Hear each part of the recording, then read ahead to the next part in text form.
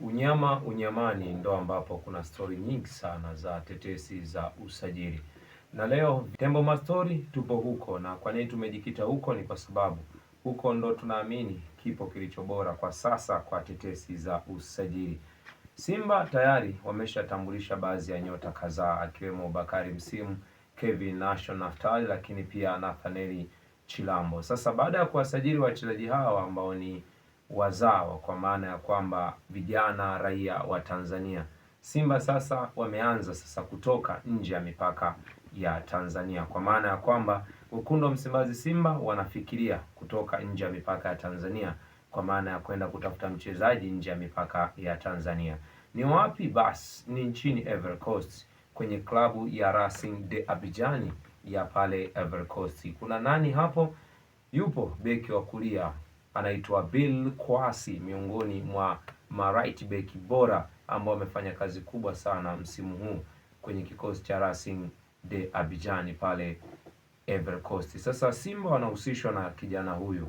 Tuanze kumwangalia kwanza, Bill Kwasi ni mchezaji wa aina gani na anaweza akaiofa nini Simba. Kwa siku za hivi karibuni Simba wamekuwa akihangaika sana upande wa kulia, na wamekuwa wakitafuta sana mchezaji ambaye anaweza kumsaidia Shomari Kapombe. Ikumbukwe Simba wanaye David Kameta Duchu, lakini tayari wameshamuongeza Nathaniel Chilambo.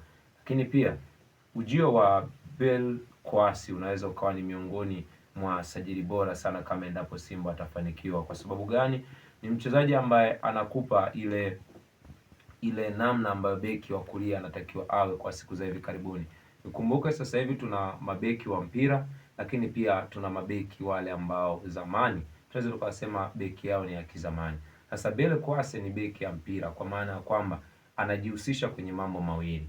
Timu inapokuwa na mpira, kwa maana inapoenda kumwataki mpinzani, kwamba inapoenda kumshambulia, basi anakuwa sehemu ya timu. Lakini timu inaposhambuliwa, basi anakuwa sehemu ya timu kwenda ku block mashambulizi, lakini pia kukaba kwa ubora ili kuisaidia timu moja kwa moja. Sasa haya yote yanapamba uzuri wa mchezaji huyu, na ni miongoni mwa wachezaji ambao wamekuwa na takwimu bora sana pale Ivory Coast. Ataofa nini Simba?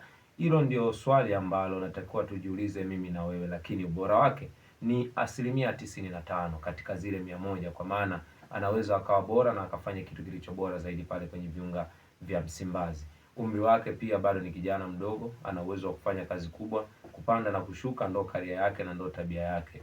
Lakini tu ikumbukwe kwamba Ivory Coast ndio miongoni mwa taifa ambalo linatoa vipaji vingi sana vya soka, hususan kwenye timu ya Racing de Abidjan pamoja na klabu ya ASEC Mimosa.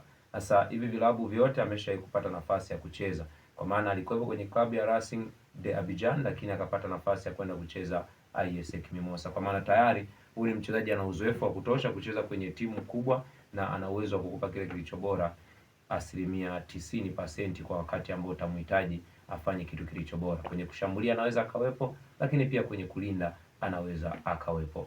Tembo Mastori, kilingeni kilicho bora cha kukupa yale yote iliyo bora ya kimichezo. Usisahau kusubscribe, kucomment, kulike na kushare.